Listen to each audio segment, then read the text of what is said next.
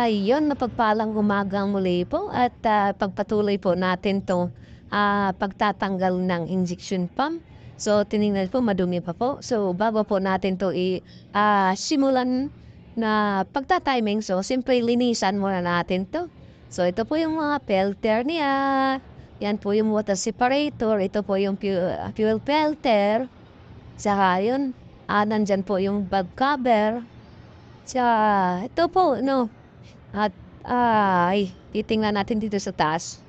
'Yun 'no, oh, ito natanggal na yung ano, ah, natanggal na yung air cleaner, saka ito po yung kasama ko. Ito tik-tik-tik-tik lang para malaman ba na nagtatrabaho pa rin, nakita ng amo ba, nasa kabilang kabilang side. Na pero ano pa, nagpapahinga lang pala, ayaw tumingin, eh. So 'yan po 'yun, oh, at, tinatanggal ko yun po yung ako po.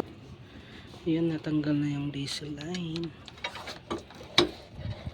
Natanggal na yung kasama ko. Kasi para sa timing. Una nga tinanggal ko yung valve cover. Malapit na siya. Ganda pa rin yung na overhaul to ng 2014. Pero maganda pa rin yung performance niya.